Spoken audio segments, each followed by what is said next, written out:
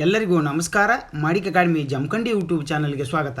So ಮೊನ್ನೆ Sunday ನಡೆದಿರ್ತಕ್ಕಂಥ commercial tax inspector Hyderabad Karnataka ಏನಿದೆಯಲ್ಲ HK ಆ ಪ್ರದೇಶಕ್ಕೆ ನಡೆದಿರ್ತಕ್ಕಂಥ 15 ಕಮರ್ಷಿಯಲ್ ಟ್ಯಾಕ್ಸ್ ಇನ್ಸ್ಪೆಕ್ಟರ್ ಸಂಬಂಧಪಟ್ಟಿರ್ತಕ್ಕಂಥ ಪ್ರಶ್ನೆ ಪತ್ರಿಕೆ GK ಪ್ರಶ್ನೆ ಪತ್ರಿಕೆಯನ್ನು ಇವತ್ತು ಬಿಡಿಸೋ ಪ್ರಯತ್ನ ಮಾಡೋಣ. ಸೊ ಹಾಗಿದ್ರೆ ಮೊದಲ ಪ್ರಶ್ನೆ ಏನಿದೆ ಅಂತ ನೋಡೋಣ. ಸೊ ಭಾರತದಲ್ಲಿ ಕರ್ನಾಟಕ ರಾಜ್ಯವು ತನ್ನ ಒಟ್ಟು ಜನಸಂಖ್ಯೆಯಲ್ಲಿ ನಗರ ಜನಸಂಖ್ಯಾ ಪ್ರಮಾಣದಲ್ಲಿ 8ನೇ ಸ್ಥಾನವನ್ನು ಹೊಂದಿದೆ. ಈ ಕೆಳಕಂಡ ಆಯ್ಕೆಗಳನ್ನು ಪರಿಗಣಿಸಿ 2011ರ ಜನಗಣತಿಯ ಪ್ರಕಾರ ಕರ್ನಾಟಕದ ಶೇಕಡಾವಾರು ನಗರ ಜನಸಂಖ್ಯೆಯನ್ನು ಗುರುತಿಸಿ ಅಂತ ಹೇಳಿದ್ದಾರೆ. ಸೊ ಹಾಗಿದ್ರೆ ಇಲ್ಲಿ ಯಾವುದು ಆನ್ಸರ್ ಆಗ್ತದೆ ನಮಗಂತಂದರೆ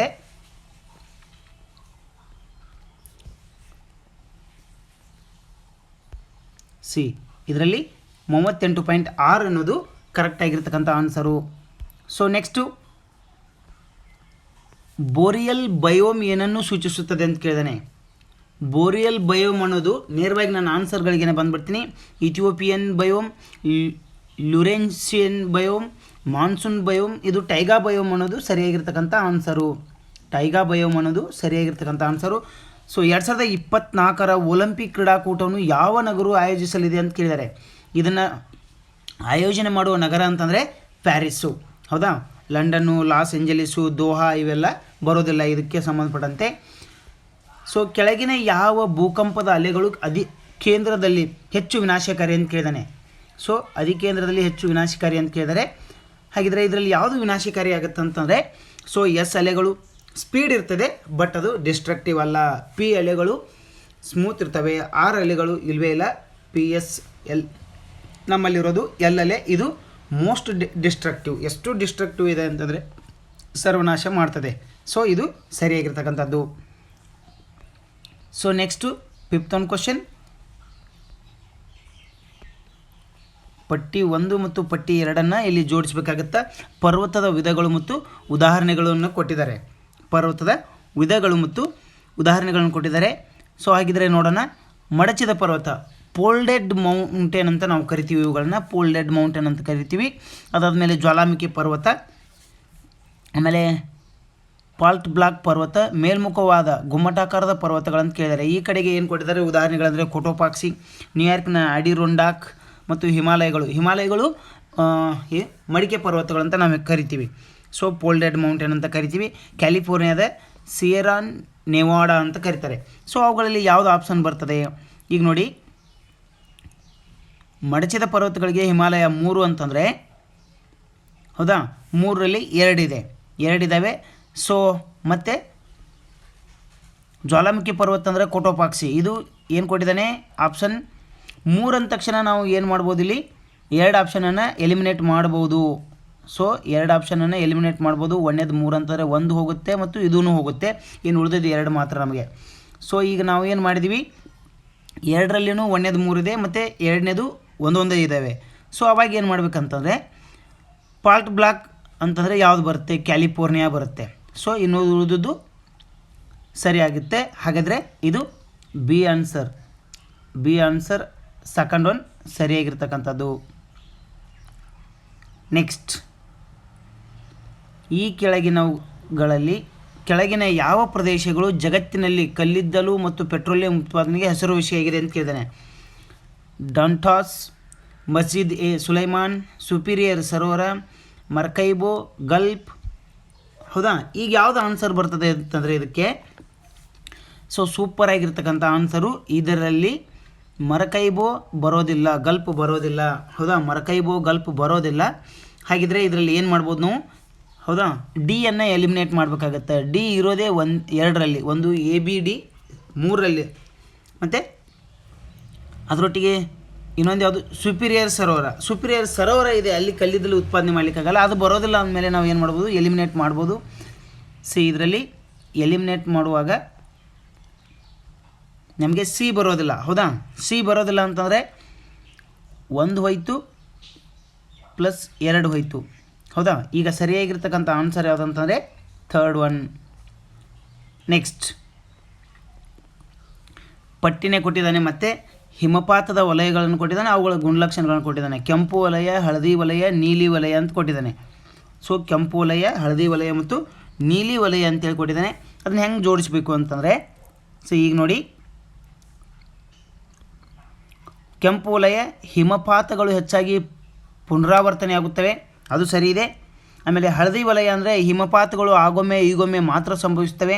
ನೀಲಿ ವಲಯ ಅಂತಂದರೆ ಸಂರಕ್ಷಣಾ ಯೋಜನೆಯೊಂದಿಗೆ ಸಂಪರ್ಕ ಹೊಂದಿರುವ ಜೀವನೋಪಾಯ ಮತ್ತು ಇತರೆ ಚಟುವಟಿಕೆಗಳನ್ನು ಅನುಮತಿಸಬಹುದಾದದ್ದು ಅಂತ ಹೇಳ್ತಾನೆ. ಸೊ ಹೀಗಾಗಿ ಇದಕ್ಕೆ ಆನ್ಸರ್ ಯಾವುದಾಗುತ್ತೆ ಅಂತಂದರೆ ಸಿ. ನೆಕ್ಸ್ಟ್, ಇಲ್ಲಿ ಕೂಡ ಮತ್ತೆ ಪಟ್ಟಿನೇ ಕೊಟ್ಟಿದ್ದಾನೆ. ಏನು, ಬುಡಕಟ್ಟು ಜನರು ಮತ್ತು ರಾಜ್ಯ ಅಥವಾ ಕೇಂದ್ರದ ಪ್ರದೇಶಗಳು ಇರುವ ಹಂಚಿಕೆ ಅಂತ ಕೇಳಿದಾನೆ. ಬೋಟಿಯಾ, ಕುಕಿ, ಗುಜ್ಲರ್ಗಳು, ಗಡ್ಲಿಸ್ಗಳು ಅಂತ ಬರುತ್ತೆ. ಹಾಗಿದ್ರೆ ಯಾವುದು ಆನ್ಸರ್ ಆಗುತ್ತೆ ಇದಕ್ಕಂತಂದರೆ, ಗಡ್ಲಿಸ್ಗಳು ಕಂಡುಬರೋದು ನಮಗೆ ಹೇಳಿದ್ರೆ ಜಮ್ಮು ಕಾಶ್ಮೀರ್ನಲ್ಲಿ ಅವ್ರು ಏನು ಮಾಡ್ತಾರೆ, ಕಂಡುಬರ್ತಾರೆ. ಗುಜ್ಲರ್ಗಳು ಎಲ್ಲಿ ಕಂಡುಬರ್ತಾರೆ ಅಂತಂದರೆ ಹಿಮಾಚಲ್ ಪ್ರದೇಶಲ್ಲಿ. ಬೋಟಿಯಾಗಳು ಎಲ್ಲಿ ಕಂಡುಬರ್ತಾರೆ ನಮಗಂತಂದರೆ ಉತ್ತರಾಖಂಡ್ನಲ್ಲಿ. ಆಮೇಲೆ ಕುಕೀಸ್ಗಳು ಕಂಡುಬರೋದು ಮಣಿಪುರ್ನಲ್ಲಿ. ಸೊ ಹೀಗಾಗಿ ಆನ್ಸರ್ ಇದಕ್ಕೆ ಏನಾಗುತ್ತೆ ಅಂತಂದರೆ ಒಂದನೇದ್ದು ಸರಿಯಾಗುತ್ತೆ. ನೆಕ್ಸ್ಟ್ ಒನ್, 9ನೇ ಪ್ರಶ್ನೆ. ಈ ಕೆಳಗಿನ ಹೇಳಿಕೆಗಳನ್ನು ಪರಿಗಣಿಸಿ. 2011ರಲ್ಲಿ ಭಾರತದ ದಶಕವಾರು ಜನಸಂಖ್ಯೆಯ ಬೆಳವಣಿಗೆ ದರ 17.64% ಆಗಿತ್ತು. 2011ನೇ ಜನಗಣತಿ ಭಾರತದ 15ನೇ ಜನಗಣತಿಯಾಗಿತ್ತು. ಭಾರತದಲ್ಲಿ ಜನಗಣತಿಯನ್ನು 1872ರಿಂದ ನಡೆಸಲಾಗುತ್ತಿದೆ ಅಂತ ಕೇಳಿದಾನೆ. ಸೊ ಹಾಗಿದ್ರೆ ಇದಕ್ಕೆ ಆನ್ಸರ್ ಯಾವುದಾಗ್ತದೆ ಅಂತಂದರೆ 1, 2, 3 ಎಲ್ಲವೂ ಸರಿಯಾಗಿದ್ದಾವೆ. ನೆಕ್ಸ್ಟ್, ಉಕ್ರೇನ್ ದಕ್ಷಿಣಕ್ಕೆ ಯಾವ ಸಮುದ್ರವಿದೆ ಅಂತ ಕೇಳ್ತಾನೆ. ಉಕ್ರೇನ್ ಸಮುದ್ರಕ್ಕೆ ಯಾವುದು, ಕಪ್ಪು ಸಮುದ್ರ ಇದೆ. ಇದನ್ನು ನೆನಪಿಡಬೇಕಾದ್ರೆ ಬರ್ಗರ್ ಟಿ ಅಂತೇಳಿ ನಾವು ಏನು ಮಾಡ್ಬೋದು, ಕೋಡನ್ನು ಇಟ್ಕೊಳ್ಬೋದು. ಬರ್ಗರ್ ಟಿ ಅಂಥೇಳಿ ಇಟ್ಕೊಳ್ಬೋದು. ಸೊ ನೆಕ್ಸ್ಟ್ ಒನ್, ಪಟ್ಟಿ 1ರಲ್ಲಿ ಬುಡಕಟ್ಟುಗಳು ಮತ್ತು ಆವಾಸ ಸ್ಥಾನ ಕೊಟ್ಟಿದ್ದಾನೆ. ಬುಷ್ ಪುರುಷರು, ಬೋರಾ, ಪಿಗ್ಮಿ, ಎಸ್ಕಿಮೋ. ಹೌದಾ, ಯಾವುದು ಬರ್ತದೆ ಇದರಲ್ಲಿ ಅಂತಂದರೆ ನೋಡಿ, ಬುಷ್ ಪುರುಷರು ಎಲ್ಲಿ ಕಂಡುಬರ್ತಾರೆ, ಕಲಹರಿಯಲ್ಲಿ ಕಂಡುಬರ್ತಾರೆ. ಸೊ ಅಷ್ಟೇ ಅಲ್ಲ, ನಮಗೆ ಬೋರಾಗಳು ಎಲ್ಲಿ ಕಂಡುಬರ್ತಾರೆ ಅಂತಂದರೆ ಅಮೆಜಾನ್ ಜಲಾನಯನ ಪ್ರದೇಶ. ಆದಮೇಲೆ ಪಿಗ್ಮಿಗಳು ಎಲ್ಲಿ ಕಂಡುಬರ್ತಾರೆ ಅಂತಂದರೆ ಪಿಗ್ಮಿಗಳು ಕಂಡುಬರೋದು ಕಾಂಗೋ ಬೇಸಿನಲ್ಲಿ. ಬೋರಾಗಳು ಕಂಡುಬರೋದು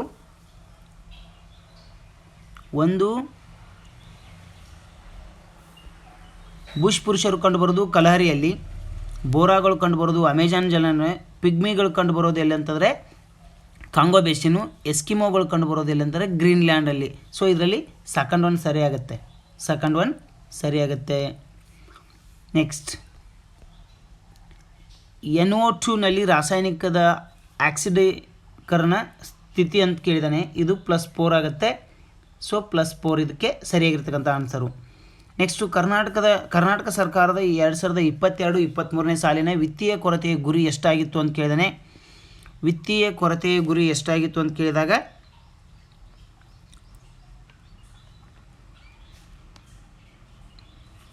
ನಮ್ಮಲ್ಲಿ 2.41% ವಿತ್ತೀಯ ಕೊರತೆ ಕಂಡುಬಂದಿತ್ತು. ನೆಕ್ಸ್ಟ್ ಒನ್, ಸಿ, ಇದು 3.26. 3.26 ಇದು ಸರಿಯಾಗಿರ್ತಕ್ಕಂಥದ್ದು. ನೆಕ್ಸ್ಟು,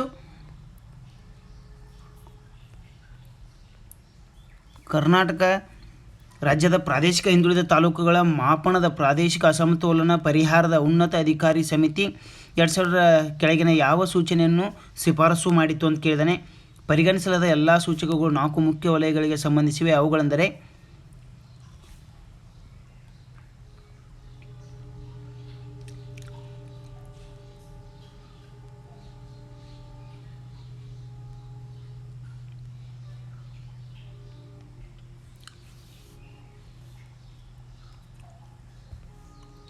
ಸೊ ಇದನ್ನೊಂದು ನಂತರ ನೋಡೋಣ, ಡಿಸ್ಕಷನ್ ಲಾಸ್ಟ್ ಮಾಡ್ತೀನಿ. ಸೊ 15ನೇ ಪ್ರಶ್ನೆ, 2020-25ರ ಕರ್ನಾಟಕ ಕೈಗಾರಿಕಾ ನೀತಿಯ ಪ್ರಕಾರ ಕೆಳಗಿನ ಯಾವ ವರ್ಗೀಕರಣ ಸರಿಯಾಗಿದೆ ಅಂತ ಕೇಳಿದಾನೆ. ಸೊ ಇದರಲ್ಲಿ ವರ್ಗೀಕರಣ ಏನಾಗುತ್ತೆ ಅಂತಂದರೆ ಅನೇಕ ವರ್ಗೀಕರಣಗಳನ್ನು ಮಾಡಿದ್ದಾರೆ. ಕೈಗಾರಿಕೆಯಲ್ಲಿ ಮುಂದುವರೆದ ಜಿಲ್ಲೆಗಳು ಮತ್ತು ಕೈಗಾರಿಕೆಯಲ್ಲಿ ಹಿಂದುಳಿದ ಜಿಲ್ಲೆಗಳು ಅಂತೇಳಿ ಮಾಡಿದ್ದಾರೆ. ಸೊ ಆದರೆ ಇದು ಆಪ್ಷನ್ ಹೀಗೆ ಬರೋದಿಲ್ಲ. ಕೃಷಿ ಆಧಾರಿತ ಜಿಲ್ಲೆಗಳು ಮತ್ತು ಕೈಗಾರಿಕೆಯಲ್ಲಿ ಮುಂದುವರೆದ ಜಿಲ್ಲೆಗಳು ಆ ರೀತಿಯೂ ಮಾಡಿಲ್ಲ ಅವರು. ಕೈಗಾರಿಕೆಯಲ್ಲಿ ಹಿಂದುಳಿದ ಜಿಲ್ಲೆಗಳು ಮತ್ತು ಕೈಗಾರಿಕೆಯಲ್ಲಿ ಮುಂದುವರೆದ ಜಿಲ್ಲೆಗಳು ಇದು ಸರಿಯಾಗುತ್ತೆ. ಥರ್ಡ್ ಒನ್ ಇದಕ್ಕೆ ಸರಿಯಾಗಿರ್ತಕ್ಕಂಥದ್ದು. ನೆಕ್ಸ್ಟ್, ಕರ್ನಾಟಕ ಯಶಸ್ವಿನಿ ಆರೋಗ್ಯ ವಿಮಾ ಯೋಜನೆ ಕೆಳಗಿನ ಯಾವುದಕ್ಕೆ ಸಂಬಂಧಿಸಿದೆ ಅಂತಾರೆ? ರೈತರ ಸಹಕಾರಿ ಆರೋಗ್ಯ ರಕ್ಷಣೆ ಯೋಜನೆ ಇದು. ಯಾಕಂತಂದರೆ ಸೊಸೈಟಿಗಳಲ್ಲಿ ಇದಕ್ಕೆ ವರ್ಷಕ್ಕೆ ಇಂತಿಷ್ಟು ಅಮೌಂಟ್ ಅಂತ ನೀವು ಪೇ ಮಾಡಿದರೆ ಏನಾಗುತ್ತೆ, ರೈತರ ಆರೋಗ್ಯ ಯೋಜನೆಗೆ ಸಂಬಂಧಪಟ್ಟಂತೆ ಇದು.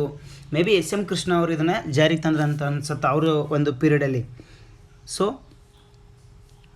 ನೆಕ್ಸ್ಟ್, ಈ ಕೆಳಗಿನವುಗಳಲ್ಲಿ ಯಾವುದು ಕರ್ನಾಟಕದ ಒಳನಾಡಿನ ಅತ್ಯಂತ ಉದ್ದವಾದ ಜಲಮಾರ್ಗವಾಗಿದೆ ಅಂತಂದರೆ ಇದು ತುಂಗಭದ್ರಾ. ನೆಕ್ಸ್ಟು, ಕರ್ನಾಟಕ ರಾಸಾಯನಿಕ ಮತ್ತು ಪೆಟ್ರೋಕೆಮಿಕಲ್ ಇದು ಮಂಗಳೂರಿನಲ್ಲಿದೆ. ಸೊ ಇದು ಪೆಟ್ರೋಕೆಮಿಕಲ್ ಇರೋದು ಮಂಗಳೂರಿನಲ್ಲಿ. ನ್ಯಾಯಾಂಗ ವಿಮರ್ಶೆಗೆ ಸಂಬಂಧಿಸಿದಂತೆ ಈ ಕೆಳಗಿನ ಯಾವ ಹೇಳಿಕೆ ಸರಿಯಾಗಿದೆ ಅಂತ ಕೇಳಿದ್ದಾರೆ. ನ್ಯಾಯಾಂಗ ವಿಮರ್ಶೆಗೆ ಸಂಬಂಧಿಸಿದಂತೆ ಸಂವಿಧಾನಿಕ ವಿಷಯಗಳಿಗೆ ಸಂಬಂಧಿಸಿದಂತೆ ರಾಷ್ಟ್ರಪತಿಯವರಿಗೆ ಸಲಹೆ ನೀಡುವ ನ್ಯಾಯಾಂಗದ ಅಧಿಕಾರ, ಶಾಸಕಾಂಗವು ಅಂಗೀಕರಿಸಿದ ಕಾನೂನಿನ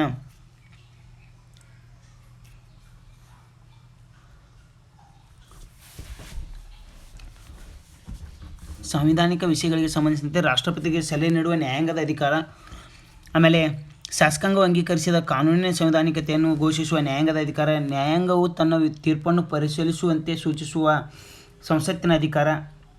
ಹಿಂಗೆ ಯಾವ ಅಧಿಕಾರವೂ ಇದಕ್ಕಿಲ್ಲ, ಹೌದಾ?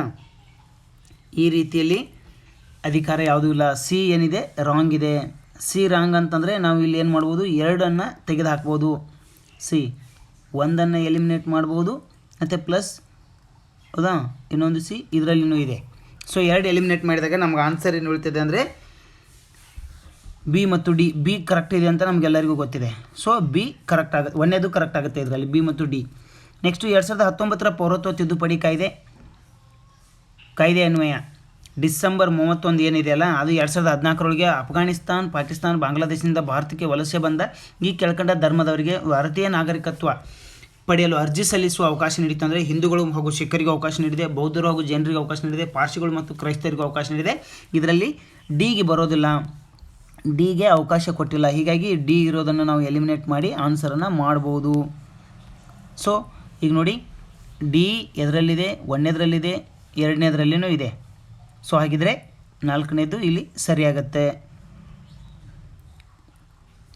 ಸೊ ನೆಕ್ಸ್ಟ್ ಒನ್ 21ನೇ ಪ್ರಶ್ನೆ. ಭಾರತದ ಸರ್ವೋಚ್ಚ ನ್ಯಾಯಾಲಯದ ವ್ಯಾಖ್ಯಾನದ ಅನ್ವಯ ಈ ಕೆಳಕಂಡ ಹಕ್ಕುಗಳು ಸಂವಿಧಾನಿಕ 23ನೇ ಅನುಚ್ಛೇದ ಅನ್ವಯ ಪಟ್ಟಿ ಮಾಡಲಾಗಿದೆ ಅಂತ ಕೇಳಿದಾನೆ. ಹಕ್ಕುಗಳಿಗೆ ಪಟ್ಟಿ ಮಾಡಿದಂತೆ ಇಲ್ಲಿ ಏನಾಗುತ್ತಂದರೆ ನಮಗೆ ಖಾಸಗಿತನದ ಹಕ್ಕು ಇದೆ, ಪ್ರೈವೇಸಿ, ರೈಟ್ ಟು ಪ್ರೈವೇಸಿ ಇದೆ, ಘನತೆಯನ್ನು ಕಾಪಾಡುವ ಹಕ್ಕಿದೆ, ಮಾಹಿತಿ ಹಕ್ಕು ಇದೆ, ರಕ್ಷಣೆ ಹಕ್ಕು, ವೈದ್ಯರ ನೆರವು ಪಡೆಯುವ ಹಕ್ಕು, ಹೌದಾ, ವೈದ್ಯರ ನೆರವು ಪಡೆಯುವ ಹಕ್ಕು, ಈ ರೀತಿ ಕೊಟ್ಟಿದ್ದಾರೆ. ಸೊ ಹೀಗೆ ಕೊಟ್ಟಿರುವಾಗ ಇದರಲ್ಲಿ ಏನಾಗುತ್ತಂದರೆ ವೈದ್ಯರ, ಸೊ ಇಲ್ಲಿ ನೋಡಿ ರಕ್ಷಣೆಯ ಹಕ್ಕು, ಹೌದಾ, ಯಾವ ರೀತಿಯ ರಕ್ಷಣೆ, ಯಾವ ರೀತಿ ರಕ್ಷಣೆ ಅದು ನೋಡಬೇಕಲ್ಲಿ, ಹೌದಾ, ಆ ಹಕ್ಕುಗಳಿಗೆ ಸಂಬಂಧಪಟ್ಟಂತೆ. ಮತ್ತು ವೈದ್ಯರ ನೆರವು ಪಡೆಯುವ ಹಕ್ಕು ಅಂತೇಳಿ ಕೇಳಿದಾನಲ್ಲ. ಇವಾಗ ನಾವು ಇಲ್ಲಿ ಏನು ಮಾಡಬೇಕಾಗತ್ತೆ ಅಂತಂದರೆ ಸಿ ಎ ಕರೆಕ್ಟ್ ಇದೆ, ಬಿ ಕರೆಕ್ಟ್ ಇದೆ, ಸಿ ಕರೆಕ್ಟ್ ಇದೆ, ಇ ಕರೆಕ್ಟ್ ಇದೆ, ಬಟ್ ಡಿ ಬರೋದಿಲ್ಲ. ಹೀಗಾಗಿ ಇದರಲ್ಲಿ ಏನಾಗುತ್ತೆ ಅಂದರೆ ಥರ್ಡ್ ಒನ್ ಸರಿಯಾಗಿರ್ತಕ್ಕಂಥದ್ದು. ನೆಕ್ಸ್ಟ್ ಭಾರತದ ಸಂವಿಧಾನ ತಿದ್ದುಪಡಿಗೆ ಸಂಬಂಧಿಸಿದಂತೆ ಈ ಕೆಳಗಿನ ಹೇಳಿಕೆಗಳು ಸರಿಯಾಗಿವೆ. ತಿದ್ದುಪಡಿಗೆ, ಹೌದಾ, ಮಸೂದೆಯನ್ನು ಸಂಸತ್ತಿನ 2 ಸದನದಲ್ಲಿ ಎಲ್ಲಾದರೂ ಮಂಡಿಸ್ಬೋದು. ಅದು ಅಬ್ವಿಯಸ್ಲಿ ಲೋಕಸಭೆ ಇರ್ಬೋದು ಅಥವಾ ರಾಜ್ಯಸಭೆಯಲ್ಲಿ ಅದನ್ನು ಮಂಡಿಸ್ಬೋದು. 2 ಸದನದ ನಡುವಿನ ಬಿಕ್ಕಟ್ಟನ್ನು ಪರಿಹರಿಸಲು ಜಂಟಿ ಸದನ ನಡೆಸುವಂತಿಲ್ಲ, ಅದು ಸತ್ಯ. 108ನೇ ವಿಧಿ ಪ್ರಕಾರ ಇವರು ಜಂಟಿ ಸದನವನ್ನು ಕರೆಯುವ ಅಧಿಕಾರ ಇದೆ, ಆದರೆ ಇದಕ್ಕೆ ಸಂಬಂಧಪಟ್ಟಂತೆ ಅವರು ಕರಿಬೇಕಾಗಿಲ್ಲ. ಸೊ ತಿದ್ದುಪಡಿ ಮಸೂದೆಗೆ ರಾಷ್ಟ್ರಪತಿಯವರು ಅಂಕಿತ ನೀಡತಕ್ಕದ್ದಾಗಿರುತ್ತದೆ. ಅದು ಹೌದು, ತಿದ್ದುಪಡಿ ಮಸೂದೆಗೆ ಅವರು ಅಂಕಿತವನ್ನು ನೀಡ್ತಾರೆ. ಸಂವಿಧಾನದ ಯಾವುದೇ ಭಾಗದ ತಿದ್ದುಪಡಿಗೂ ರಾಜ್ಯ ಶಾಸಕಾಂಗದ ಒಪ್ಪಿಗೆ ಅಗತ್ಯ, ಇದು ಇಲ್ಲ. ಯಾಕಂದರೆ ನಮ್ಮಲ್ಲಿ ಆರ್ಟಿಕಲ್ 368ನೇ ವಿಧಿ ಪ್ರಕಾರ ಏನಿದೆ ಸಂವಿಧಾನದಲ್ಲಿ 2 ವಿಧದ ತಿದ್ದುಪಡಿಗೆ ಅವಕಾಶವನ್ನು ಕೊಟ್ಟಿದೆ. ಒಂದು ಸ್ಪೆಷಲ್ ಮೆಜಾರಿಟಿ ಅಂತ ಹೇಳುತ್ತಾ, ಹೌದಾ, ಸ್ಪೆಷಲ್ ಮೆಜಾರಿಟಿ. ಆಮೇಲೆ ಇನ್ನೊಂದು ಏನಂತಂದರೆ special majority with ratification of half of total states ಅಂತ ಹೇಳುತ್ತಾ, ಅರ್ಧ ರಾಜ್ಯಗಳ ಒಪ್ಪಿಗೆ. ಸೊ ಅದು ಇಲ್ಲಿ ಬರೋದಿಲ್ಲ. ಹೀಗಾಗಿ ನಮಗೆ ಎ ಬಿ ಸಿ ಏನಿದೆ ಅದು ಕರೆಕ್ಟ್ ಆಗುತ್ತೆ. ಇಲ್ಲಿ ಎ ಬಿ ಸಿ ಅನ್ನೋದು ಕರೆಕ್ಟ್ ಆಗುತ್ತೆ. ಸೊ ನೆಕ್ಸ್ಟ್ ಒನ್, ರಾಜ್ಯ ನಿರ್ದೇಶಕ ತತ್ವಗಳ ಪಟ್ಟಿಯಿಂದ ಅವುಗಳನ್ನು ಏನು ಮಾಡಬೇಕು, ಅನುಚ್ಛೇದ ಪಟ್ಟಿಗೆ ಏನು ಮಾಡಬೇಕು, ಹೊಂದಿಸಬೇಕಾಗತ್ತಾ. ಕೆಲಸದಲ್ಲಿ ನ್ಯಾಯಯುತ ಮತ್ತು ಮಾನವೀಯ ಪರಿಸರ ಮತ್ತು ಪ್ರಸೂತಿಯ ಪರಿಹಾರಗಳಂತಂದರೆ ಇದು 42ನೇದು 2 ಬರುತ್ತೆ. ಸೊ ಜನರ ಕಲ್ಯಾಣಕ್ಕಾಗಿ ನಿಂತಿರುವ ಸಾಮಾಜಿಕ ವ್ಯವಸ್ಥೆಯನ್ನು ಭದ್ರಪಡಿಸುವುದು ಇದು 38. ಪರಿಸರ ಸಂರಕ್ಷಣೆ ಮತ್ತು ಅರಣ್ಯಗಳು ಹಾಗೂ ವನ್ಯಜೀವಿಗಳ ರಕ್ಷಣೆ ಇದು 48A ಬರುತ್ತಾ. ಸೊ ತಿದ್ದುಪಡಿ ಮೂಲಕ ಹಾಕಿರ್ತಕ್ಕಂಥದ್ದು. ಗ್ರಾಮ ಪಂಚಾಯತಿಗಳ ರಚನೆ ಅಂತಂದರೆ 40ನೇ ವಿಧಿ ಬರುತ್ತಾ. ಸೊ ಇದರಲ್ಲಿ ಕರೆಕ್ಟಾಗಿ ಏನಾಗುತ್ತೆ ಅಂತಂದರೆ 2ನೇ ಆಪ್ಷನ್ನು ಸರಿಯಾಗುತ್ತೆ. 2ನೇ ಆಪ್ಷನ್ ಏನಿದೆ ಸರಿಯಾಗುತ್ತೆ. ನೆಕ್ಸ್ಟ್,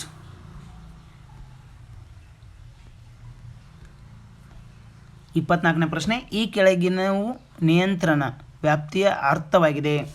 ನಿಯಂತ್ರಣ ವ್ಯಾಪ್ತಿ ಹುದ್ದೆ ಅಧಿಕಾರಾವಧಿ, ಭೌಗೋಳಿಕ ಅಧಿಕಾರ ವ್ಯಾಪ್ತಿ, ನಿಯಂತ್ರಿಸಲ್ಪಡುವ ಜನರ ಸಂಖ್ಯೆ, ಈ ರೀತಿ ಬರೋದಿಲ್ಲ. ಇದು ನಿಯಂತ್ರಣ ವ್ಯಾಪ್ತಿ ಅಂತಂದರೆ 4th ಒಂದು ಸರಿಯಾಗುತ್ತೆ. ಅಧಿಕಾರಿಯು ವೈಯಕ್ತಿಕವಾಗಿ ನಿರ್ದೇಶಿಸಬಹುದಾದ ನಿಯಂತ್ರಣ ಮತ್ತು ಮೇಲ್ವಿಚಾರಣೆ ಮಾಡಬಹುದಾದ ಅಧೀನದಲ್ಲಿರುವ ಅಥವಾ ಕೆಲಸದ ಘಟಕಗಳ ಸಂಖ್ಯೆ ಅಂತ ನಾವು ಹೇಳ್ಬೋದು.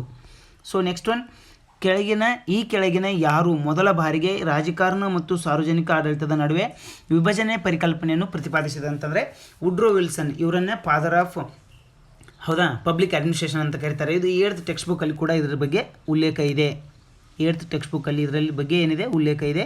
ಹೌದಾ. ನೆಕ್ಸ್ಟು, ಸರ್ವೋಚ್ಚ ನ್ಯಾಯಾಲಯದ ಆದೇಶದಂತೆ ಹಿಂದುಳಿದ ವರ್ಗದ ಆರ್ಥಿಕ ಮಟ್ಟ ನಿರ್ಧರಿಸಲು ಈ ಕೆಳಗಿನ ಯಾವ ಸಮಿತಿಯನ್ನು ಭಾರತ ಸರ್ಕಾರ ನೇಮಕ ಮಾಡಿತು ಅಂತ ಕೇಳಿದರೆ ಇದಕ್ಕೆ ಸಂಬಂಧಪಟ್ಟಂತೆ ಏನಿದೆ ಅಂದರೆ ರಾಮನಂದನ್ ಸಮಿತಿಯನ್ನು ನೇಮಕ ಮಾಡಿತ್ತು ಭಾರತ ಸರ್ಕಾರ. ರಾಮನಂದನ್ ಸಮಿತಿ ಹಿಂದುಳಿದ ವರ್ಗದ ಆರ್ಥಿಕ ಮಟ್ಟವನ್ನು ನಿರ್ಧರಿಸಲು. ಸೊ ಹಿಂದುಳಿದ ವರ್ಗಗಳ ಕಮಿಷನ್ ಅದು ಬೇರೆ ಮತ್ತೆ. ಹೌದಾ. ಕಾಕಾ ಕಾಲೇಲ್ಕರ್ ಕಮಿಟಿ ಬರುತ್ತೆ, BP ಮಂಡಲ್ ಕಮಿಷನ್ ಬರುತ್ತೆ. ಹೌದಾ, ಅವೆಲ್ಲ ಬರುತ್ತೆ. ಸ್ವರ್ಣ ಸಿಂಗ್ ಕಮಿಟಿ ಬರೋದು ಇದಕ್ಕೆ ಏನು ಡ್ಯೂಟೀಸ್ಗಳಿಗೆ. ಸೊ ನೆಕ್ಸ್ಟ್ ಒನ್, ಭಾರತದ ಸಂವಿಧಾನದ 19ನೇ ವಿಧಿಯ ಪ್ರಕಾರ ಸ್ವಾತಂತ್ರ್ಯದ ಹಕ್ಕನ್ನು ಈ ಕೆಳಗಿನ ಯಾವ ಚಟುವಟಿಕೆಯ ವಿರುದ್ಧ ಮಾತ್ರ ನೀಡಲಾಗಿದೆ ಅಂತಂದರೆ ರಾಜ್ಯದ ಚಟುವಟಿಕೆ, ಅದಾದಮೇಲೆ ರಾಜ್ಯ ಮತ್ತು ಖಾಸಗಿ ವ್ಯಕ್ತಿಗಳ ಚಟುವಟಿಕೆ,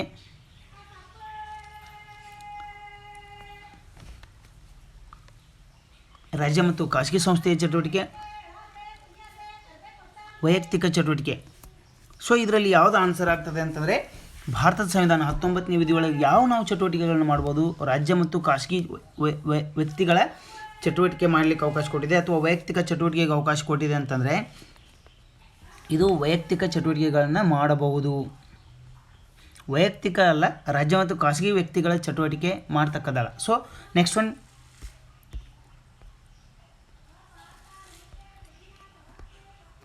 ಭಾರತದ ರಾಷ್ಟ್ರಪತಿಯವರ ಮಹಾಭಿಯೋಗಕ್ಕೆ ಸಂಬಂಧಿಸಿದಂತೆ ಈ ಕೆಳಗಿನ ಯಾವ ಹೇಳಿಕೆ ತಪ್ಪಾಗಿದೆ. ಸಂಸತ್ತಿನ ಯಾವುದೇ ಸದನದಲ್ಲಿ ಪ್ರಾರಂಭಿಸಬಹುದು. 14 ದಿನಗಳ ಮೊದಲು ನೋಟಿಸ್ ನೀಡಬೇಕಾಗುತ್ತೆ. ಆಮೇಲೆ ನಾಮಕರಣ ಕಂಡ ಸದಸ್ಯರು ಪ್ರಕ್ರಿಯೆಯಲ್ಲಿ ಪಾಲ್ಗೊಳ್ಳುವಂತಿಲ್ಲ ಅಂತಿದೆ. ಸೊ ರಾಷ್ಟ್ರಪತಿಯವರು ಏನು ಮಾಡ್ತಾರೆ, ಇಬ್ಬರನ್ನು ಏನು ಮಾಡ್ತಾರೆ, ಆಯ್ಕೆ ಮಾಡಿ ಕಳಿಸ್ತಾರೆ ಲೋಕಸಭೆಗೆ. ಆಂಗ್ಲೋ ಇಂಡಿಯನ್ರು ಅಂತ ಕರಿತೀವಿ, ಅದು ರದ್ದಾಗಿದೆ ಈಗ. ಸೊ 12 ಜನರನ್ನು ಏನು ಮಾಡ್ತಾರೆ, ರಾಜ್ಯಸಭೆಗೆ ನಾಮಕರಣ ಮಾಡ್ತಾರೆ. ಹೌದಾ.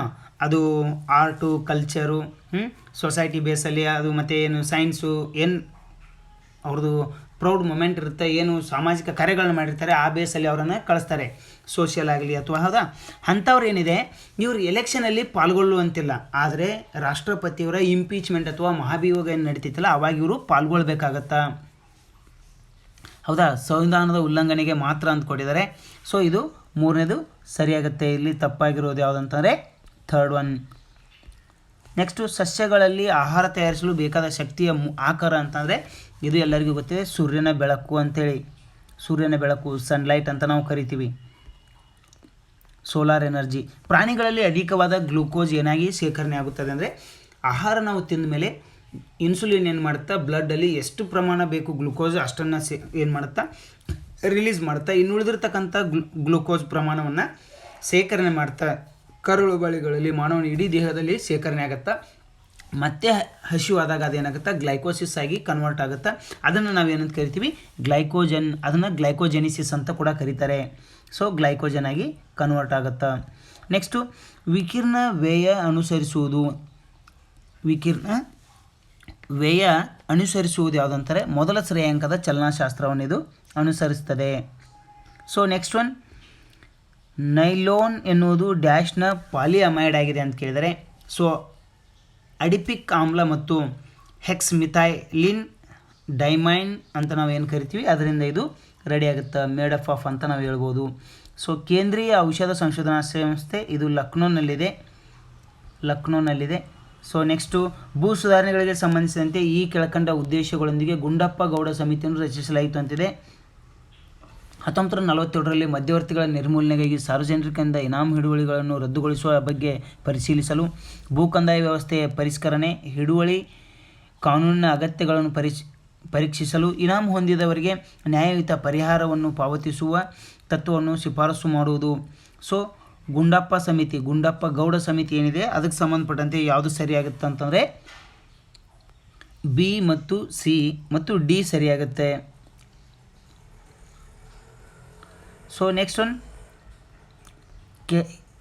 ಕೆಳಗೆ 2 ಹೇಳಿಕೆಗಳನ್ನು ನೀಡಲಾಗಿದೆ. ಒಂದನ್ನು ಪ್ರತಿಪಾದನೆ ಎ ಎಂದು ಗುರುತಿಸಲಾಗಿದೆ ಮತ್ತು ಇನ್ನೊಂದನ್ನು ಆರ್ ಎಂದು ಗುರುತಿಸಲಾಗಿದೆ.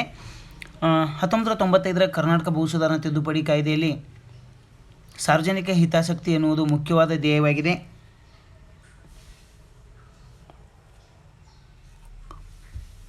ಮತ್ತು 1995ರ ಕಾಯ್ದೆಯು 20 ವರ್ಷಗಳವರೆಗೆ ಕಂದಾಯ ಭೂಮಿಗೆ ಗೇಣಿಗೆ ಕೊಡುವಂತೆ ತಿದ್ದುಪಡಿಯನ್ನು ತಂದಿತು.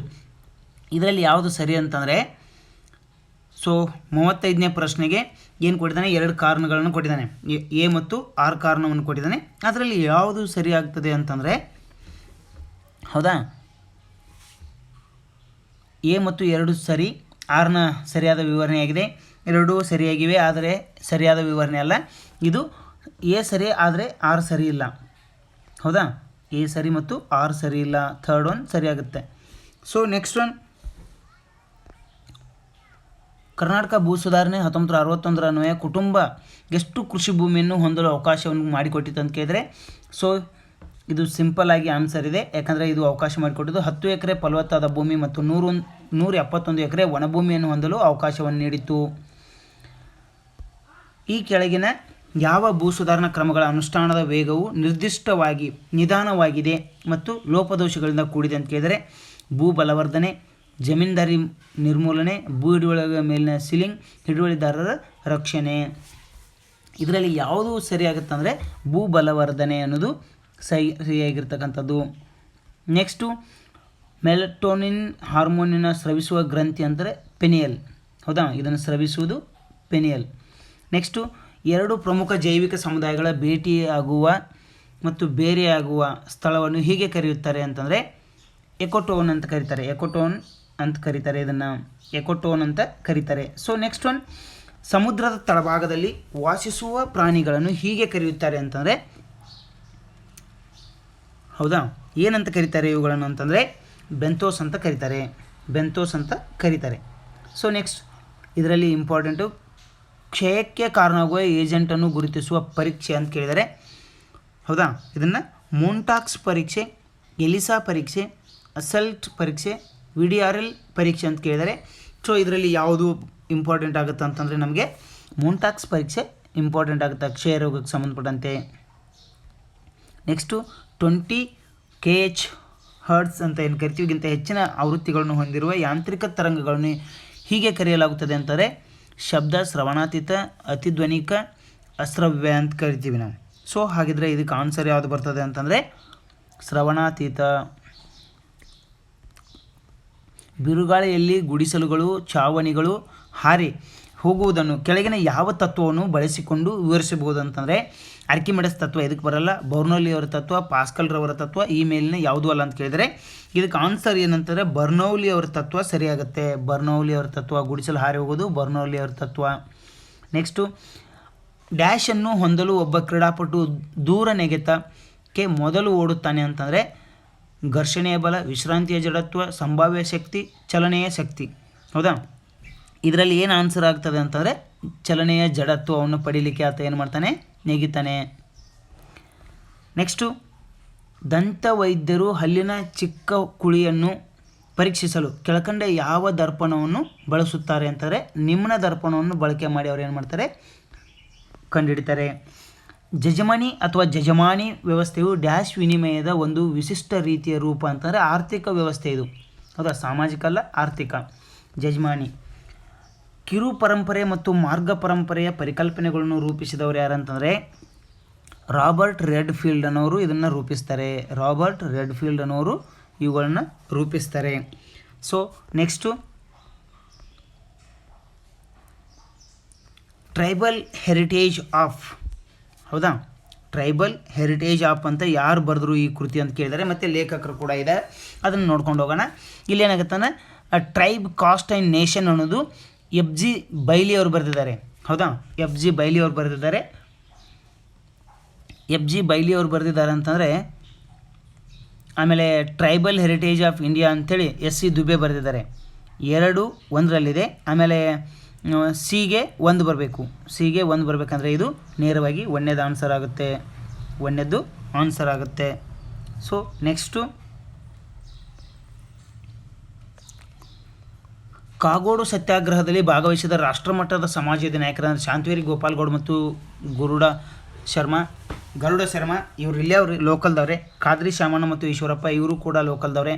ರಾಮ್ ಮನೋಹರ್ ಲೋಹಿಯಾ ಮತ್ತು ಜಯಪ್ರಕಾಶ್ ನಾರಾಯಣ್, ರಾಮ್ ಮನೋಹರ್ ಲೋಹಿಯಾ ಮತ್ತು ಶಾಂತವೇರಿ ಗೋಪಾಲ್ಗೌಡ. ಸೊ ಇದರಲ್ಲಿ ಆನ್ಸರ್ ಏನಾಗುತ್ತೆ ಅಂದರೆ ಥರ್ಡ್ ಒನ್ ಸರಿಯಾಗುತ್ತೆ. ರಾಮ್ ಮನೋಹರ್ ಲೋಹಿಯಾ ಮತ್ತು ಯಾರು ಜಯಪ್ರಕಾಶ್ ನಾರಾಯಣ್ ಅವರು ಬಂದು ಭಾಷಣ ಮಾಡಿ ಬೆಂಬಲವನ್ನು ಕೊಟ್ಟು ಹೋಗಿದ್ದಾರೆ ಇದಕ್ಕೆ ಸಂಬಂಧಪಟ್ಟಂತೆ. ಸೊ ಕರ್ನಾಟಕ ಭೂ ಸುಧಾರಣೆಗಳ ಮತ್ತು ರಾಮ್ ಮನೋಹರ್ ಲೋಹಿಯಾ ಬಂದಾಗ ಇವರನ್ನು ಅರೆಸ್ಟ್ ಕೂಡ ಮಾಡಿದ್ರು ಇಲ್ಲಿ ಭಾಷಣ ಮಾಡುವಾಗ. ಸೊ ಇದನ್ನು ತಿಳ್ಕೊಂಡು ಅವಾಗ ಏನೈತಿ ಜಯಪ್ರಕಾಶ್ ನಾರಾಯಣ್ ಅವರು ಇಲ್ಲಿಗೆ ಭೇಟಿ ನೀಡಿದರು, ಬೆಂಬಲವನ್ನು ಕೂಡ ನೀಡಿದರು. ಯಾವುದು, ಕಾಗೋಡು ಸತ್ಯಾಗ್ರಹಕ್ಕೆ. ಕಾಗೋಡು ಸತ್ಯಾಗ್ರಹ ಅಂತಂದರೆ ಇದು ಶಿವಮೊಗ್ಗ ಜಿಲ್ಲೆಯಲ್ಲಿ ನಡೆದಿರ್ತಕ್ಕಂಥದ್ದು. ಅಂದರೆ ಯಾಕೆ ಇದು ನಡೀತಿದೆ ಅಂದರೆ ಗೇಣಿದಾರರ ವಿರುದ್ಧ, ಅಂದರೆ ಕೊಳಗ ಪದ್ಧತಿಯನ್ನು ಬಳಸ್ತಾಯಿದ್ರು, ಕೊಳಗ ಪದ್ಧತಿಗೆ ಸಂಬಂಧಪಟ್ಟಂತೆ ಇದು ಹೋರಾಟ ನಡೀತಾ ಇರ್ತದೆ. ಸೊ ಕರ್ನಾಟಕ ಭೂ ಸುಧಾರಣೆಗಳ ಕಾಯ್ದೆ 1974 ಪ್ರಕಾರ ಭೂ ನ್ಯಾಯ ಮಂಡಳಿಗಳನ್ನು ಎಲ್ಲಿ ಸ್ಥಾಪಿಸಲಾಯಿತು ಅಂತ ಕೇಳ್ತಾರೆ. ಪ್ರತಿ ತಾಲೂಕುಗಳಲ್ಲಿ ಸೆಕ್ಷನ್ 48 ಪ್ರಕಾರ ಪ್ರತಿ ತಾಲೂಕುಗಳಲ್ಲಿ ಸ್ಥಾಪಿಸಬೇಕಂತ ಹೇಳುತ್ತೆ ನ್ಯಾಯಮಂಡಳಿ. ಮೈಸೂರು ಗೇಣಿ ಪದ್ಧತಿ ಮತ್ತು ಕೃಷಿ ಭೂಮಿ ಕಾಯ್ದೆ ಸಮಿತಿಯ ಮುಖ್ಯಸ್ಥರು ಯಾರಾಗಿದ್ರು ಅಂತಾರೆ, BD ಜತ್ತಿ. ಹೌದಾ, ಇವರು ಬಾಗಲಕೋಟೆ ಜಿಲ್ಲೆ ಜಮಖಂಡಿ ತಾಲೂಕಿನ ಸಾವಳಗಿ ಎಂಬಲ್ಲಿ ಏನು ಮಾಡ್ತಾರೆ, ಹುಡ್ತಾರೆ. ಬಸಪ್ಪ ದಾನಪ್ಪ ಜತ್ತಿ ಇವರು ಪೂರ್ಣ ಹೆಸರು.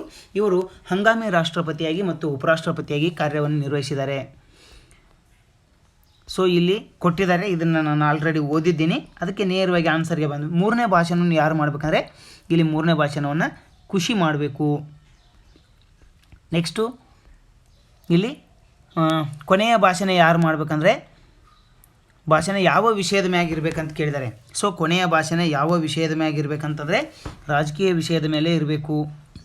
ನೆಕ್ಸ್ಟು 500 ಮೊತ್ತವು at 9% ಸರಳ ಬಡ್ಡಿ ಒಂದು ಕಾಲಾವಧಿಯಲ್ಲಿ 725 ಆದರೆ 800 ಮೊತ್ತವು ಅದೇ ಸಮಯದಲ್ಲಿ 11%ಗೆ ಎಷ್ಟಾಗುತ್ತದೆ ಅಂತ ಕೇಳಿದರೆ ಇದು 1240 ರೂಪಾಯಿ ಆಗುತ್ತೆ. ಇದ್ರ ಲೆಕ್ಕಾಚಾರ 1240 ರೂಪಾಯಿ ಆಗುತ್ತೆ. ಸೊ ನೆಕ್ಸ್ಟ್ ಒನ್, ನೀಡಿರುವ ಸರಣಿಯಲ್ಲಿ ತಪ್ಪು ಸಂಖ್ಯೆಯನ್ನು ಕಂಡುಹಿಡಿಯಿರಿ ಅಂತ ಹೇಳಿದರೆ ತಪ್ಪು ಸಂಖ್ಯೆ ಯಾವುದಂತಂದರೆ ಇದರಲ್ಲಿ 284 ತಪ್ಪು ಸಂಖ್ಯೆಯಾಗಿದೆ. ಸೊ ಏನು ಕೊಟ್ಟಿದ್ದಾನಂದರೆ 3 ಮೂರಲೆ 9 ಪ್ಲಸ್ 1, 10 ಮೂರಲೆ 30 ಪ್ಲಸ್ 1, 31 ಮೂರಲೆ 93 ಪ್ಲಸ್ 1. ಅದನ್ನು ಈಗ ಲೆಕ್ಕ ಮಾಡುವಾಗ ಇಲ್ಲಿ ಬರೋದಿಲ್ಲ. ಸೊ ಇದು ಕರೆಕ್ಟ್ ಆಗುತ್ತೆ. ಸೊ 3 ವರ್ಷಗಳ ಅಂತರದಲ್ಲಿ ಜನಿಸಿದ 5 ಮಕ್ಕಳ ಒಟ್ಟು ವಯಸ್ಸು 50 ವರ್ಷಗಳಾಗಿದ್ದಾಗ ಅತಿ ಕಿರಿಯ ಮಗುವಿನ ವಯಸ್ಸು ಎಷ್ಟು ಅಂತ ಕೇಳಿದಾನೆ. ಇದು ವಯಸ್ಸಿಗೆ ಸಂಬಂಧಪಟ್ಟಿರ್ತಕ್ಕಂಥ ಪ್ರಶ್ನೆ ಆಗಿರೋದ್ರಿಂದ ಇದನ್ನು ನಾವು ಬಿಡಿಸಬೇಕಾದ್ರೆ ಇದಕ್ಕೆ ಆನ್ಸರ್ ಏನು ಬರ್ತದೆ, 4 ವರ್ಷ ಗ್ಯಾಪ್ ಬರ್ತದೆ. ಸೊ ಕೆಳಗಿನ ಯಾವುದು ಆಹಾರ ಸರಪಳಿ ಅಲ್ಲ. ಹುಲ್ಲು, ಮೇಕೆ, ಸಿಂಹ ಇದು ಆಹಾರ ಸರಪಳಿ. ಹುಲ್ಲು, ಕಪ್ಪೆ, ಹಾವು ಇದು ಆಹಾರ ಸರಪಳಿ. ಹುಲ್ಲು, ಕುರಿ ಮತ್ತು ಮನುಷ್ಯ ಆಹಾರ ಸರಪಳಿ. ಹುಲ್ಲು, ಹಾವು, ಜಿಂಕೆ. ಹಾವನ್ನು ಜಿಂಕೆ ತಿನ್ನೋದಿಲ್ಲ. ಜಿಂಕೆ ಆಹಾರ ಹುಲ್ಲು. ಸೊ ಹೀಗಾಗಿ ಇದು ಆಹಾರ ಸರಪಳಿ ಅಲ್ಲ, ಫುಡ್ ಚೇನ್ ಅಂತ ನಾವು ಕರಿತೀವಿ ಇದನ್ನು. ಸೊ ಪೈಟೋ ಭೂಗೋಳಶಾಸ್ತ್ರದ ಶಿಸ್ತು ಇದನ್ನು ಕುರಿತದ್ದಾಗಿದೆ. ಪ್ರಾಣಿ ಜೀವನ, ಸಸ್ಯ ಜೀವನ, ಬುಡಕಟ್ಟುಗಳ ಅಧ್ಯಯನ, ಪ್ರಾಚೀನ ನಾಗರಿಕತೆಗಳ ಅಧ್ಯಯನ. ಏನು ಪೈಟೋಸಿಸ್ ಅಂತ ನಾವು ಕರಿತೀವಿ. ಹಾಗಿದ್ರೆ ಯಾವುದ್ರ ಬಗ್ಗೆ ಅಧ್ಯಯನ ಮಾಡ್ತಾ ಇದ್ದಾರೆ ಪೈಟೋ ಅಂತಂದರೆ ಇದು ಸಸ್ಯಗಳ ಬಗ್ಗೆ ಅಧ್ಯಯನ ಮಾಡುತ್ತಾ, ಸಸ್ಯ ಜೀವನ. ಸೊ ನೆಕ್ಸ್ಟು ಪರಿಸರ ವಿಜ್ಞಾನದ ನಿಚೆ ಯಾವುದು ಅಂತ ಕೇಳಿದರೆ ಮಾನವ ಮತ್ತು ಸಸ್ಯದ ಪರಸ್ಪರ ಅವಲಂಬನೆ, ಮಾನವ ಮತ್ತು ಪರಿಸರ ನಡುವಿನ ಪರಸ್ಪರ ಅವಲಂಬನೆ, ಪರಿಸರ ವ್ಯೂಹದಲ್ಲಿ ಜೀವಿಗಳ ಪಾತ್ರ, ಮಾನವ ಮತ್ತು ಇತರ ಜೀವಿಗಳ ನಡುವಿನ ಏನು ಸಂಬಂಧ ಅಂತ ಹೇಳ್ತಾನೆ. ಪರಿಸರ ವ್ಯೂಹದಲ್ಲಿ ಜೀವಿಗಳ ಪಾತ್ರ ಎನ್ನುವುದು ಸರಿಯಾಗಿರ್ತಕ್ಕಂಥ ಆನ್ಸರ್ ಇದಕ್ಕೆ. ನೆಕ್ಸ್ಟು ಪರಿಸರ ವ್ಯೂಹದ ಪ್ರಕ್ರಿಯೆಯು ಇದನ್ನು ಒಳಗೊಳ್ಳುತ್ತದೆ ಅಂದರೆ ಪ್ರಾಣಿಯು ಜನಸಂಖ್ಯೆಯನ್ನು ಹೆಚ್ಚಿಸುವುದು, ಮರಗಳು ಮತ್ತು ಪೊದೆಗಳನ್ನು ಬೆಳೆಸುವುದು, ಸಂಬಂಧಗಳ ಸರಳತೆಯನ್ನು ಹೆಚ್ಚಿಸುವುದು, ಶಕ್ತಿಯ ಹರಿವು ಮತ್ತು ಪೋಷಕಾಂಶಗಳ ಪರಿಚಲನೆ ಅಂತ ಕೇಳಿದ್ದಾನೆ. ಹಾಗಿದ್ರೆ ಇದಕ್ಕೆ ಆನ್ಸರ್ ಏನಾಗುತ್ತೆ? 4ನೇದು ಸರಿಯಾಗುತ್ತೆ. ನೆಕ್ಸ್ಟ್ ಒನ್, ತಿರುವನಂತಪುರಂದಿಂದ ಕಲ್ಕತ್ತಾಗೆ ಸರಿಯಾದ ಸ್ವಾಭಾವಿಕ ಸಸ್ಯ ಶ್ರೇಣಿಯನ್ನು ಕಂಡುಹಿಡಿಯಿರಿ ಅಂತ ಕೇಳಿದಾನೆ. ಉಷ್ಣವಲಯದ ನಿತ್ಯ ಹರಿದ್ವರ್ಣ, ಉದುರುವ, ಒಣಸವನ, ತೇವಯುದುರುವ. ಇದು ಕರೆಕ್ಟ್ ಆಗುತ್ತೆ. ಇದಕ್ಕೆ ಇದು ಒಂದೇ ಕರೆಕ್ಟ್ ಇದೆ, ಸೇಮ್. ಹೌದಾ? ನೆಕ್ಸ್ಟು, ಎತ್ತರದ ಪ್ರದೇಶಗಳು ಮತ್ತು ತಗ್ಗು ಪ್ರದೇಶಗಳ ನಡುವೆ ತಮ್ಮ ಪ್ರಾಣಿಗಳ ಹಿಂಡುಗಳೊಂದಿಗೆ ಜನರ ಋತುಗನುಗುಣಸಾರವಾದ ಚಲನೆಯನ್ನು ಹೀಗೆ ಅನ್ನುತ್ತಾರೆ. ಅಂದರೆ ಇದನ್ನು ಟ್ರಾನ್ಸ್ಹ್ಯುಮ್ಯಾನ್ಸ್ ಅಂತ ಕರೀತಾರೆ. ಸೊ ಅವರು ಅವಾಗವಾಗ ಚೇಂಜ್ ಮಾಡ್ತಾ ಇರ್ತಾರೆ ಪ್ಲೇಸನ್ನು, ಅದನ್ನು ಟ್ರಾನ್ಸ್ಹ್ಯುಮ್ಯಾನ್ಸ್ ಅಂತಲೇ ಕರೀತಾರೆ. ನೆಕ್ಸ್ಟು, ಒಂದು ಪ್ರದೇಶದಲ್ಲಿ ಇರುವಂತೆ ನಿರ್ಬಂಧಿಸಲಾದ ಪ್ರಭೇದಗಳನ್ನು ಏನೆಂದು ಕರೆಯುತ್ತಾರೆ ಅಂತ ಕೇಳಿದರೆ, ಇದು ಒಂದೇ ಪ್ರದೇಶ ಎಂಡೆಮಿಕ್ ಅಂತ ಕರಿತೀವಿ, ಇದನ್ನು ಸ್ಥಳೀಯ ಪ್ರಭೇದ ಅಂತ ನಾವು ಹೇಳಬೇಕಾಗುತ್ತೆ ಇದರಲ್ಲಿ. ಹೌದಾ? ಇದು ಒಂದೇ ಲೋಕಲ್ ಏರಿಯಾ ಅಂತ ನಾವು ಕರಿತೀವಿ.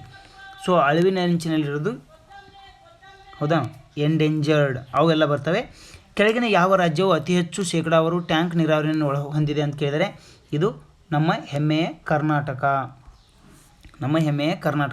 ಕೆಳಗಿನ ಯಾವುದು ನೈಸರ್ಗಿಕ ಸಂಪನ್ಮೂಲ ಸಂರಕ್ಷಣೆಯ ಗುರಿಯಾಗಿದೆ ಅಂತಾರೆ?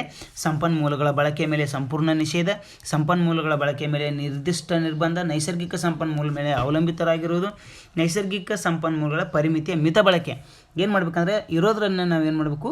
ಸರಿಯಾಗಿ ಬಳಸಬೇಕು. ಮಿತ ಬಳಕೆಯನ್ನು ಮಾಡಿ ನಾವೇನು ಮಾಡಬೇಕು? ಮುಂದಿನ ಪೀಳಿಗೆಗೆ ಸಂಪನ್ಮೂಲ ಉಳಿಸಬೇಕು. ಭಾರತದಲ್ಲಿ ಮ್ಯಾಂಗ್ರೋವ್ ಸಸ್ಯವರ್ಗ ಯಾವ ಪ್ರದೇಶದಲ್ಲಿ ಪ್ರಮುಖವಾಗಿ ವಿಸ್ತರಿಸಿದೆ ಅಂತ ಕೇಳಿದರೆ, ಸೊ ಅತಿ ಹೆಚ್ಚು ಮ್ಯಾಂಗ್ರೋವ್ ಕಂಡು ಬರೋದು ನಮ್ಮಲ್ಲಿ ಎಲ್ಲಿ ಅಂತಂದರೆ ಸುಂದರ್ಬನ್ಸ್ನಲ್ಲಿ. ಅದನ್ನು ಹೊರತುಪಡಿಸಿದರೆ ಅಲ್ಪ ಸ್ವಲ್ಪ ಪ್ರಮಾಣದಲ್ಲಿ ಆಂಧ್ರ ಪ್ರದೇಶದಲ್ಲಿ ಕಂಡುಬರುತ್ತೆ. ಅದನ್ನು ಬಿಟ್ಟರೆ ಈ ಕರ್ನಾಟಕದ ಕೆಲವು ಭಾಗಗಳಲ್ಲಿ ಇತ್ತೀಚೆಗೆ ಸ್ವಲ್ಪ ಪ್ರಮಾಣ, ಅತ್ಯಲ್ಪ ಪ್ರಮಾಣದಲ್ಲಿ ಕಂಡುಬರ್ತಾ ಇದೆ. ಸೊ ಅತಿ ಹೆಚ್ಚು ಕಂಡುಬರೋದು ಸುಂದರ್ಬನ್ಸಲ್ಲಿ. ಸೊ ಸುಂದರ್ಬನ್ಸು ಇಂಪಾರ್ಟೆಂಟ್ ಆಗುತ್ತೆ. ಸೊ ನೆಕ್ಸ್ಟು, ಅಲ್ಲಿ ಬೆಂಗಾಲ್ ಟೈಗರ್ ಕೂಡ ಕಂಡುಬರ್ತವೆ ಸುಂದರ್ಬನ್ಸ್ನಲ್ಲಿ. ಇತ್ತೀಚೆಗೆ ಪತ್ತೆ ಮಾಡಲಾದ ಲೆಗುಮ್ ಗುಂಪಿಗೆ ಸೇರದ ನೈಟ್ರೋಜನ್ ಸ್ಥಿರೀಕರಿಸುವ ಬ್ಯಾಕ್ಟೀರಿಯಂ ಇದು ಅಂತ ಕೇಳಿದಾನೆ. ಅಜಟೋ ಬ್ಯಾಕ್ಟೀರಿಯಾ. ಹೌದಾ? ಅಜಟೋ ಬ್ಯಾಕ್ಟೀರಿಯಾ ಇದು. ನೆಕ್ಸ್ಟು,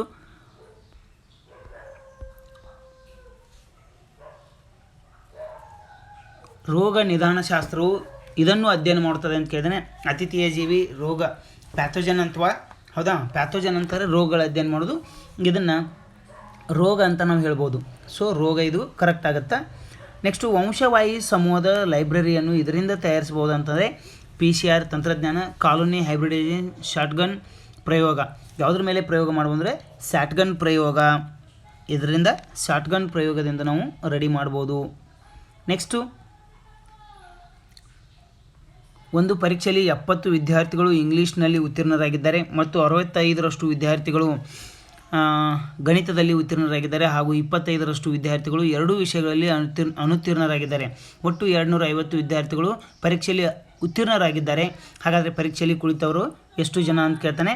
ಸೊ ಇದನ್ನು ಬಿಡಿಸ್ಬೇಕಾದ್ರೆ ಏನು ಮಾಡ್ಬೇಕಂತಂದರೆ, ಸೊ ನೋಡಿ ಇಲ್ಲಿ 25, ಇಲ್ಲಿ 10 ಮತ್ತು 5, ಇದನ್ನು ನಾವು ಲೆಕ್ಕ ಮಾಡುವಾಗ ನಮಗೆ ಎಷ್ಟು ಬರ್ತದೆ ಅಂತಂದರೆ ಎಕ್ಸಾಕ್ಟಾಗಿ, ಹೌದಾ, 416.6 ಬರುತ್ತೆ. ಸೊ ಲೆಕ್ಕ ಇದು 17 ಅಂತ ನಾವು ಕನ್ಸಿಡರ್ ಮಾಡಬೇಕು.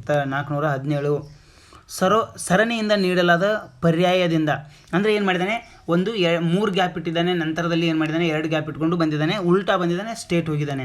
ಸೊ ಬಿ ಆದಮೇಲೆ 3 ಗ್ಯಾಪ್ ಇಟ್ಟು ಎಫ್ ಹಾಕಿದ್ದಾನೆ, ಎಫ್ ಆದಮೇಲೆ 3 ಗ್ಯಾಪ್ ಕೊಟ್ಟಿದ್ದಾನೆ, ಜೆ ಹಾಕಿದ್ದಾನೆ, ಜೆ ಆದಮೇಲೆ 3 ಗ್ಯಾಪ್ ಕೊಟ್ಟು ಎನ್ ಹಾಕಿದ್ದಾನೆ. ಸೊ ಅದನ್ನು ರಿವರ್ಸ್ ಕೂಡ ಮಾಡಿದ್ದಾನೆ ಇದನ್ನು. ಹಾಗಾಗಿ ಇದರಲ್ಲಿ RPV ಅನ್ನೋದು ಸರಿಯಾಗಿರ್ತಕ್ಕಂಥದ್ದು, RPV. ನೆಕ್ಸ್ಟು, ಎ ಮತ್ತು ಬಿ ಇವರಿಬ್ಬರ ಸಂಬಳವನ್ನು ಒಟ್ಟಿಗೆ ಸೇರಿಸಿದರೆ 20,000 ಆಗುತ್ತದೆ. ಅದರಲ್ಲಿ ಎ ತನ್ನ ಸಂಬಳದ 95% ಖರ್ಚು ಮಾಡುತ್ತಾನೆ, ಅಲ್ಲದೆ ಬಿ ಎಂದು ತನ್ನ ಸಂಬಳದ 85% ಖರ್ಚು ಮಾಡುತ್ತಾನೆ. ಅವರಿಬ್ಬರ ಉಳಿತಾಯ ಒಂದೇ ಆಗಿದೆ. ಹಾಗಾದರೆ ಎನ ಸಂಬಳ ಎಷ್ಟು ಅಂತ ಕೇಳಿದಾನೆ. ಇವನ ಸಂಬಳ 15,000, ತಿಂಗಳಿಗೆ ಇವನ ಪೇಮೆಂಟ್ ಎಷ್ಟಂದರೆ 15,000 ಇರ್ತದೆ. ನೆಕ್ಸ್ಟು, ತಂದೆ ಮತ್ತು ಮಗನ ವಯಸ್ಸನ್ನು ಕೂಡಿಸಿದರೆ 45 ವರ್ಷ ಆಗುತ್ತದೆ. 5 ವರ್ಷಗಳ ಹಿಂದೆ ಅವರಿಬ್ಬರ ವಯಸ್ಸುಗಳು ಗುಣಲಬ್ಧವು ತಂದೆಯ ವಯಸ್ಸಿನ 4ರಷ್ಟಿತ್ತು. ಹಾಗಾದರೆ ತಂದೆ ಮಗನ ಈಗಿನ ವಯಸ್ಸು ಎಷ್ಟು ಅಂತ ಕೇಳಿದರೆ ಇದು 36.9 ಆಗುತ್ತೆ. 36.9 ಆಗುತ್ತೆ. ಸೊ ಕರ್ನಾಟಕದ ಹುತ್ತರಿ ಸುಗ್ಗಿ ಹಬ್ಬ ಆಚರಿಸುವುದು ಕೊಡಗು ಜನ, ಹೌದಾ, ಅಲ್ಲಿ ಕೊಡವರು ಅಂತ ನಾವು ಕರಿತೀವಿ. ಕೊಡವ ಜನ ಇದನ್ನು ಏನು ಮಾಡ್ತಾರೆ, ಆಚರಣೆಯನ್ನು ಮಾಡ್ತಾರೆ. ನೆಕ್ಸ್ಟು ಚೋಳರನ್ನು ತಲಕಾಡಿನಲ್ಲಿ ಸೋಲಿಸಿದ ನೆನಪಿಗೆ ವಿಷ್ಣುವರ್ಧನ ಅಥವಾ ಬಿಟ್ಟಿದೇವ ಕಟ್ಟಿಸಿದ ದೇವಾಲಯ ತಲಕಾಡಿನ ಕೀರ್ತಿ ನಾರಾಯಣ ದೇವಾಲಯವನ್ನು ಈತ ಏನು ಮಾಡ್ತಾನೆ, ಕಟ್ಟಿಸ್ತಾನೆ ಚೋಳರನ್ನು ಸೋಲಿಸಿ. ಕೃಷ್ಣ ಚರಿತೆಯನ್ನು ಬರೆದವರು ಹರಿದಾಸರು ಅಂತಂದಾಗ ನಮಗೆ ಸೊ ಇಲ್ಲಿ ಕನಕದಾಸರ ಬಗ್ಗೆ ನಾವು ಓದಿದ್ದೀವಿ. ನರಚರಿತೆ, ರಾಮದಾನ ಚರಿತೆ, ಆ ಚರಿತೆ, ಈ ಚರಿತೆ ಅಂತ ಬರೆದಿದ್ದಾರೆ. ವಿಜಯದಾಸರು ಬರೋದಿಲ್ಲ. ಪುರಂದ್ರದಾಸರು ಕೂಡ ನಾವು ಓದಿದ್ದೀವಿ. ನಮ್ಮ ಹೌದಾ, ಸಂಗೀತದ ಪಿತಾಮಹ ಅಂತ ಕರಿತೀವಿ, ಕರ್ನಾಟಕ ಸಂಗೀತದ ಪಿತಾಮಹ ಅಂತ ಕರಿತೀವಿ. ಅವರು ಇದನ್ನು ಕೃಷ್ಣ ಚರಿತೆಯನ್ನು ಬರೀಲಿಲ್ಲ. ಇದನ್ನು ಬರೆದವರು ಯಾರಂದರೆ ಜಗನ್ನಾಥ ದಾಸರು ಇದನ್ನು ಬರೆದಿದ್ದಾರೆ. ನೆಕ್ಸ್ಟು ಇಟಲಿಯ ಪ್ರವಾಸಿ ಪೆಟ್ರೋ ಡೆಲ್ಲಾ ವ್ಯಾಲೆ ಇಕ್ಕೇರಿಯು ಯಾರ ಆಸ್ಥಾನಕ್ಕೆ ಭೇಟಿ ನೀಡಿದ ಅಂತ ಕೇಳಿದ್ದಾರೆ. ಸೊ ಈತ ಯಾರ ಆಸ್ಥಾನಕ್ಕೆ ಭೇಟಿ ನೀಡಿದ ಅಂತಂದರೆ ನೋಡಿ, ಅನೇಕರು ಪ್ರವಾಸಿಗರು ಬಂದಿದ್ದಾರೆ. ಕೃಷ್ಣದೇವರಾಯನ ಕಾಲಕ್ಕೆ ಭೇಟಿ ನೀಡಿದ್ದಾರೆ. ಸೊ ಅಷ್ಟೇ ಅಲ್ಲ, ದೇವರಾಯನ ಪ್ರೌಢದೇವರಾಯನ ಕಾಲಕ್ಕೆ ಭೇಟಿ ನೀಡಿದ್ದಾರೆ. ಅಚ್ಯುತರಾಯನ ಕಾಲಕ್ಕೆ ನ್ಯೂನೀಸ್ ಭೇಟಿ ನೀಡಿದ್ದಾನೆ. ಹೌದಾ, ಡೊಮಿಂಗೋ ಪಾಯಸು ಮತ್ತು ಬಾರ್ಬೋಸಾ ಇಬ್ಬರು ಕೃಷ್ಣದೇವರಾಯನ ಕಾಲಕ್ಕೆ ಭೇಟಿ ನೀಡಿದ್ದಾರೆ. ಹೌದಾ, ಹೀಗೆ ಅನೇಕ ಜನ ಬಂದಿದ್ದಾರೆ. ಹಾಗಾದರೆ ಪೆಟ್ರೋ ಡೆಲ್ಲಾ ವ್ಯಾಲಿ ಯಾರ ಕಾಲಕ್ಕೆ ಬಂದಿದ್ದ ಅಂತಂದರೆ ಈತ ವೆಂಕಟಪ್ಪ ನಾಯಕನ ಕಾಲಕ್ಕೆ ಬಂದು ಭೇಟಿಯನ್ನು ನೀಡಿದ್ದ. ಸೊ ಒಂದು ಬ್ಯಾಗ್ನಲ್ಲಿ 2 ಕೆಂಪು, 2 ಹಸಿರು ಮತ್ತು 2 ನೀಲಿ ಚೆಂಡುಗಳಿವೆ. 2 ಚೆಂಡುಗಳನ್ನು ಮನಬಂದಂತೆ ತೆಗೆಯಲಾಗಿದೆ. ತೆಗೆದ ಚೆಂಡುಗಳಲ್ಲಿ ನೀಲಿ ಚೆಂಡು ಒಳಗೊಂಡಿರದ ಸಂಭವನೀಯತೆ ಎಷ್ಟು ಅಂತ ಕೇಳ್ತಾನೆ. ಆ ಸಂಭವನೀಯತೆಯನ್ನು ನಾವು ಲೆಕ್ಕ ಮಾಡಬೇಕಾದ್ರೆ ಎಷ್ಟು ಸಿಗ್ತದೆ ನಮಗಂತಂದರೆ 10-21 ನಮಗೆ ಲೆಕ್ಕ ಸಿಗ್ತದೆ. ಸೊ ನೆಕ್ಸ್ಟು ಈ ಕೆಳಗಿನ ಯಾವುದು ಕೇಂದ್ರ ಮೌಲ್ಯ ಅಳತೆಯಾಗಿದೆ ಅಂತ ಹೇಳಿದಾನೆ.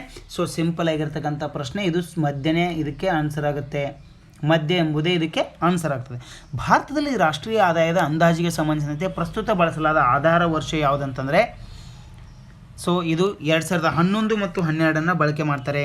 2011 ಮತ್ತು 12 ಹೋಲ್ಸೇಲ್ ಪ್ರೈಸ್ ಇಂಡೆಕ್ಸು ಮತ್ತು ನಾವು ಕನ್ಸ್ಯೂಮರ್ ಪ್ರೈಸ್ ಇಂಡೆಕ್ಸನ್ನು ಬಳಕೆ ಮಾಡ್ತೀವಲ್ಲ, ಅಲ್ಲಿ ಕೂಡ ಇದನ್ನೇ ಬಳಕೆ ಮಾಡ್ತಕ್ಕಂಥದ್ದು. ಅಲ್ಲಿ 12 ಬಳಕೆ ಮಾಡ್ತಾರೆ, 11 ಬಳಕೆ ಮಾಡ್ತಾರೆ. ಸೊ ಇಂಪಾರ್ಟೆಂಟಾಗಿ ಮತ್ತೆ ನಮಗೆ ನೆಕ್ಸ್ಟ್ ಒನ್, ಈ ಕೆಳಕಂಡ ಯಾವ ಸಮಿತಿಯ ಶಿಫಾರಸ್ಸಿನ ಮೇರೆಗೆ ಭಾರತ ಸರ್ಕಾರವು ಹೆಚ್ಚುವರಿ ಮೀಸಲನ್ನು ರಿಸರ್ವ್ ಬ್ಯಾಂಕ್ ಆಫ್ ಇಂಡಿಯಾಗೆ ವರ್ಗಾಯಿಸಲು ನಿರ್ಧರಿಸಿತು ಅಂದರೆ ಬಿಮಲ್ ಜಲನ್ ಸಮಿತಿ ಇದು ಅದಕ್ಕೆ ಸಂಬಂಧಪಟ್ಟಿದೆ. ನೆಕ್ಸ್ಟು ಯಾವ ವರ್ಷದಲ್ಲಿ ಪರಿಣಾಮಕಾರಿ ಆದಾಯ ಕೊರತೆಯನ್ನು ಅನುಭವಿಸಿದ್ದೀವಿ ಅಂತ ಕೇಳಿದಾನೆ. ಸೊ ಇದು 2012ರಲ್ಲಿ ನಾವು ಪರಿಣಾಮಕಾರಿ ಆದಾಯ ಕೊರತೆಯನ್ನು ಅನುಭವಿಸಿದ್ದೀವಿ. ಸಾಂಕ್ರಾಮಿಕ ಪಿಡುಗಿಗೆ ಸಂಬಂಧಪಟ್ಟಂತೆ ಅತಿ ಕನಿಷ್ಠ ಪರಿಣಾಮಕ್ಕೊಳಗಾದ ವಲಯವೆಂದರೆ ಅಂತಂದರೆ ಇದು ನನ್ನ ಅಂದಾಜಿಗೆ ಕೃಷಿ ವಲಯ. ಹೌದಾ, ಇದು ಕೃಷಿ ವಲಯ. ದೆನ್ ಆಹಾರ ಮತ್ತು ಇಂಧನವನ್ನು ಹೊರತುಪಡಿಸಿದ ಎಲ್ಲ ಸರಕುಗಳ ಸೇವೆಗಳಲ್ಲಿನ ದರ ಏರಿಕೆಯನ್ನು ತೋರಿಸುವ ಹಣದುಬ್ಬರವನ್ನು ಏನಂತಾರೆ ಅಂದರೆ ಇದನ್ನು ಕೋರ್ ಇನ್ಫ್ಲೇಷನ್ ಅಂತ ಕರೀತಾರೆ. ಕೋರ್ ಇನ್ಫ್ಲೇಷನ್ ಹಣದುಬ್ಬರ. ನೆಕ್ಸ್ಟು ಕರ್ನಾಟಕದಲ್ಲಿ ಹಸಿರು ತಂತ್ರಾಂಶವನ್ನು ಸಿದ್ಧಪಡಿಸಿದ ಇಲಾಖೆ ಯಾವುದಂದರೆ ಇದು ಹಾರ್ಟಿಕಲ್ಚರ್ ಡಿಪಾರ್ಟ್ಮೆಂಟ್ ಅಂತ ನಾವು ಹೇಳ್ತೀವಿ. Horticulture department. ಬೆಂಗಳೂರಿನಲ್ಲಿ ಸಾಮಾಜಿಕ ಮತ್ತು ಆರ್ಥಿಕ ಬದಲಾವಣೆ ವ್ಯವಸ್ಥೆಯ ಸಂಸ್ಥಾಪಕರು ಯಾರಂದರೆ ಡಾಕ್ಟರ್ VKRV ರಾವ್ ಅಂತ ನಾವು ಹೇಳ್ತೀವಿ. VKRV ರಾವ್ ಅವರು ಇದನ್ನು ಸ್ಥಾಪನೆ ಮಾಡಿದ್ದಾರೆ. ಮೂಲಸೌಕರ್ಯ ಒಪ್ಪಂದಗಳು PPP ಸಾರ್ವಜನಿಕ ಉಪಯುಕ್ತತೆಗಳಲ್ಲಿನ ಸಮಸ್ಯೆಗಳನ್ನು ಪರಿಹರಿಸಲು ಯಾವ ಮಸೂದೆಯನ್ನು ಅಂಗೀಕರಿಸಲು ಪ್ರಸ್ತಾಪಿಸಲಾಗಿದೆ ಅಂದರೆ ಇದರಲ್ಲಿ 87ನೇ ಪ್ರಶ್ನೆಯಲ್ಲಿ ಏನು ಕೇಳಿದಾನೆ ಅಂತಂದರೆ ಒಂದು ಕೌಶಲ್ಯ ಅಭಿವೃದ್ಧಿ ಕಾರ್ಯಕ್ರಮ ಮಸೂದೆ, ಕಂಪನಿಗಳ ತಿದ್ದುಪಡಿ ಮಸೂದೆ, ಸಾರ್ವಜನಿಕ ಉಪಯುಕ್ತತೆ ಪರಿಹಾರ ಮಸೂದೆ, ಸರಕು ಮತ್ತು ಸೇವೆಗಳ ಇದು ಯಾವುದಂದರೆ ಥರ್ಡ್ ಒನ್ ಸರಿಯಾಗಿರ್ತಕ್ಕಂಥದ್ದು. ನೆಕ್ಸ್ಟು ಸರಿಯಾದ ಕ್ರಮದಲ್ಲಿ ಬಜೆಟನ್ನು ಜಾರಿಗೊಳಿಸುವಲ್ಲಿ ಕೆಳಗಿನ ಹಂತಗಳನ್ನು ವ್ಯವಸ್ಥೆಗೊಳಿಸೋದು. ಮೊದಲು ಏನು ಮಾಡಬೇಕಂದ್ರೆ ಇದನ್ನು ಪ್ರಸ್ತುತ ಮಾಡಬೇಕು. ಹೌದಾ, ಶಾಸನಸಭೆಯಲ್ಲಿ ಇದನ್ನು ಪ್ರಸ್ತುತ ಮಾಡಬೇಕಂದ್ರೆ 5 ಶುರುವಾತಿಗೆ ಎಲ್ಲದರಲ್ಲೂ ಇದೆ. ಹೌದಾ, 5 ಶುರುವಾತಿರಲ್ಲಿ ಇದೆ. ಆದರೆ ಒಂದನೇದನ್ನು ನಾವು ಏನು ಮಾಡ್ಬೋದು, ಎಲಿಮಿನೇಟ್ ಮಾಡ್ಬೋದು. ಇದನ್ನೇ ಎಲಿಮಿನೇಟ್ ಮಾಡಿ 3ಕ್ಕೆ ಗಂಟು ಬಿಡ್ಬೋದು. ಸೊ ಏನು ಮಾಡ್ಬೋದು, ಹೌದಾ, ಪ್ರಸ್ತುತ ಮಾಡಿದ ಮೇಲೆ ಅದರ ಮೇಲೆ ಚರ್ಚೆ ಮಾಡಬೇಕಾಗತ್ತೆ. ಅದಾದ ಮೇಲೆ ನಾವು ಅನುದಾನದ ಬೇಡಿಕೆಗಳ ಮತದಾನ ಮಾಡಬೇಕಾಗತ್ತೆ. ಅದಾದಮೇಲೆ ಏನು ಮಾಡಬೇಕು, ವಿನಿಯೋಗ ಮಸೂದೆಯನ್ನು ಅಂಗೀಕರಿಸೋದು, ಹಣಕಾಸು ಮಸೂದೆಯನ್ನು ಅಂಗೀಕರಿಸೋದು. ಹಣಕಾಸು ಮಸೂದೆ ಅಂತೇಳಿ ಇದನ್ನು ನಿರ್ಧಾರ ಮಾಡೋರು ಸ್ಪೀಕರ್ ಅವರು, ಇದು ನೆನಪಿರಲಿ. ಸೊ ಇದಕ್ಕೆ 4ನೇದು ಸರಿಯಾಗುತ್ತೆ. ನೆಕ್ಸ್ಟು ಎಲ್ಲ ಸೇವೆಗಳ ಮೇಲೆ ಶೇಕಡ 0.5 ಯಾವ ಸುಸ್ತಿ ತೆರವನ್ನು ವಿಧಿಸಲಾಗುತ್ತದೆ ಅಂತ ಕೇಳಿದಾನೆ. ಸ್ವಚ್ಛ ಭಾರತ್ ಇದು. ಸೊ ಇದು ಸ್ವಚ್ಛ ಭಾರತ್ ಸರಿಯಾಗುತ್ತೆ. ನೆಕ್ಸ್ಟು ಕನ್ನಡ ಮತ್ತು ಸಂಸ್ಕೃತಿ ಇಲಾಖೆ ಕರ್ನಾಟಕ ಸರ್ಕಾರವು ಕರ್ನಾಟಕದಲ್ಲಿ ಒನಕೆ ಓಬವ್ವನ ಜ್ಞಾಪಕಾರ್ಥಕ್ಕೆ ಡ್ಯಾಶನ್ನು ಓಬವ್ವ ಜಯಂತಿ ಅಂತಂದರೆ ನವೆಂಬರ್ 11 ಅಂತ ಅನಿಸುತ್ತೆ ಇದು. ಸೊ ನವೆಂಬರ್ 11 ಆಚರಣೆ ಮಾಡ್ತಾರೆ. ನೆಕ್ಸ್ಟು ಕೆಳಗಿನ ಹೇಳಿಕೆಗಳನ್ನು ಪರಿಗಣಿಸಿ ಪ್ರತಿಪಾದನೆ 6 ಸಾರ್ವಜನಿಕ ಆರೋಗ್ಯ, ಸಾರ್ವಜನಿಕ ನೈರ್ಮಲ್ಯ ಮತ್ತು ಸಾರ್ವಜನಿಕ ಉಪಯುಕ್ತತಾ ಸೇವೆಗಳ ಗ್ರಾಮ ಪಂಚಾಯಿತಿಗಳಿಂದ ನಿರ್ವಹಿಸಲ್ಪಡುತ್ತವೆ. ಕಾನೂನು ಮತ್ತು ಸುವ್ಯವಸ್ಥೆಯು ಪಾಲನೆಯ ಗ್ರಾಮ ಪಂಚಾಯಿತಿಯ ವ್ಯಾಪ್ತಿಗೆ ಬರುವುದಿಲ್ಲ ಅಂತ ಕೇಳಿದ್ದಾನೆ. ಇದರಲ್ಲಿ ಯಾವುದು ಸರಿಯಾಗುತ್ತಂದರೆ ಇದು ಎ ಮತ್ತು ಆರ್ ಎರಡೂ ನಿಜ, ಆದರೆ ಆರ್ ಎಂಬುದು ಎಯ ಸರಿಯಾದ ವಿವರಣೆ ಅಲ್ಲ ಎಂಬುದು ಸರಿಯಾಗುತ್ತೆ ಇದಕ್ಕೆ. ಸೊ ಇದು ಸರಿಯಾಗುತ್ತೆ. ಸೊ ನೆಕ್ಸ್ಟ್ ಇನ್ನೊಂದು ಯಾವುದಂತಂದರೆ ನಮಗೆ ಕೆಳಕಂಡ ಹೇಳಿಕೆ ಸಹಕಾರ ಸಂಘಟನೆಯು ಸ್ವಯಂ ಪ್ರೇರಿತ ಮತ್ತು ಮುಕ್ತ ಸದಸ್ಯತ್ವವನ್ನು ಹೊಂದುತ್ತವೆ. ಸಹಕಾರಿ ಸಂಘಟನೆಯ ಪ್ರಮುಖ ಗುರಿ ಲಾಭವನ್ನು ಗಳಿಸುವುದಾಗಿದೆ. ಕೆಳಗಿನ ನೀಡಿರುವ ಆಯ್ಕೆಗಳಿಂದ ಸರಿಯಾದದ್ದನ್ನು ಆಯ್ಕೆ ಮಾಡಬೇಕು ನಾವು. ಹೌದಾ? ಹಾಗಾದರೆ ಯಾವುದು ಆಯ್ಕೆ ಮಾಡಬೇಕಾಗುತ್ತೆ ಇದರಲ್ಲಿ ಅಂತಂದರೆ ಸೊ ಇಲ್ಲಿ ಕೂಡ ನಾವು ನಿಜ ಆದರೆ ಆರ್ ತಪ್ಪು ಅಂತಲೇ ಕಂಡುಹಿಡಿಬೇಕಾಗುತ್ತಾ. ನೆಕ್ಸ್ಟು ಪಟ್ಟಿ 1 ಹೌದಾ ಬಲವಂತರಾಯ ಮೆಹ್ತಾ ಸಮಿತಿ ಅಂದರೆ ಪಂಚಾಯಿತಿಗಳಿಗೆ ಬರುತ್ತೆ. ಇದನ್ನು ಈಸಿಯಾಗಿ ಹಿಡ್ಕೊಳ್ಬೋದು. ಬಾಕಿದೆಲ್ಲ ಬಿಟ್ಟರು ಕೂಡ ಬಲವಂತರಾಯ ಮೆಹ್ತಾ ಸಮಿತಿ ಬಿ 4 ಹೌದಾ. ಬಿಗೆ 4 ಇರೋದು ಒಂದೇ ಕಡೆಗೆ. ಇದು ಆಪ್ಷನ್ ನೇರವಾಗಿ ಆನ್ಸರ್ಗೆ ಬರ್ಬೋದು. ನಾವು ನಾಲ್ಕನೇದಂತೇಳಿ ನೇರವಾಗಿ ಆನ್ಸರ್ಗೆ ಬರ್ಬೋದು. ಸೊ ನೆಕ್ಸ್ಟು ಪಟ್ಟಿ 1ರಲ್ಲಿ ಸಂವಿಧಾನದ 52ನೇ ತಿದ್ದುಪಡಿ. ಇದು 52ನೇ ತಿದ್ದುಪಡಿ 1985ರಲ್ಲಿ ಯಾವುದಕ್ಕೆ ಸಂಬಂಧಪಟ್ಟಿದೆ ಅಂದರೆ ಆ್ಯಂಟಿ ಡಿಫೆಕ್ಷನ್ ಲಾ ಅಂತ ಕರಿತೀವಿ, ಅಥವಾ ಪಕ್ಷಾಂತರ ನಿಷೇಧ ಕಾಯ್ದೆಗೆ ಸಂಬಂಧಪಟ್ಟಿದೆ. ಆಮೇಲೆ 73ನೇ ಸಂವಿಧಾನದ ತಿದ್ದುಪಡಿ 1992ರಲ್ಲಿ ಯಾವುದಕ್ಕೆ ಸಂಬಂಧಪಟ್ಟಿದೆ ಅಂತಂದರೆ ಇದು ಹೌದಾ ಪಂಚಾಯಿತಿಗಳಿಗೆ ಸಂಬಂಧಪಟ್ಟಿರ್ತಕ್ಕಂಥದ್ದು. ಆಂತರಿಕ ತುರ್ತು ಪರಿಸ್ಥಿತಿ 6ರಿಂದ 14 ಪರಿಶಿಷ್ಟ ಜಾತಿ ಪಂಚಾಯತ್ ರಾಜ್ ಹೌದಾ. ಅದಾದಮೇಲೆ 77ನೇ ತಿದ್ದುಪಡಿ ಮತ್ತು 86ನೇ ತಿದ್ದುಪಡಿ 6ರಿಂದ 14 ವರ್ಷದ ಮಕ್ಕಳಿಗೆ ಉಚಿತ ಮತ್ತು ಕಡ್ಡಾಯ ಶಿಕ್ಷಣ ನೀಡಬೇಕು. ಇದು ಹೌದಾ 2002ರಲ್ಲಿ ಬರುತ್ತೆ. ಸೊ ಹಾಗಿದ್ರೆ ಇದಕ್ಕೆ ಆನ್ಸರ್ ಯಾವುದು ಬರ್ತದೆ ಅಂತಂದರೆ ನೇರವಾಗಿ ನಾವು ಆನ್ಸರ್ಗೆ ಹೋಗ್ಬೋದು. ಇಷ್ಟು ಗೊತ್ತಿದ್ದರೆ 77ನೇದು ಗೊತ್ತಿಲ್ಲದೆ ಇದ್ದರೂ ನಾವು ಏನು ಮಾಡ್ಬೋದು ಆನ್ಸರನ್ನು ಹಾಕ್ಕೊಳ್ಬೋದು. ಸಿ ಯಾವುದು ಆನ್ಸರ್ ಬರ್ತದೆ ಅಂತಂದರೆ ಸಿ 1ನೇದು ಸರಿಯಾಗ್ತದೆ. ನೆಕ್ಸ್ಟು